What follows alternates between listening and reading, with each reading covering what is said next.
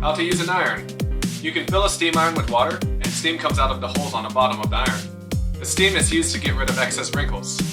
You want to fill up the iron with filtered water until it almost reaches the max line.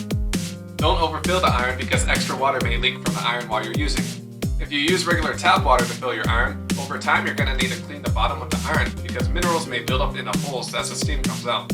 Therefore, before you use your iron, make sure the bottom of the iron is clean, there's no mineral buildup in the holes, and there's no stains on the iron. Any stains and mineral buildup on the iron can cause stains on the clothing that you're trying to iron. Now before you iron a piece of clothing, ensure that you should iron it.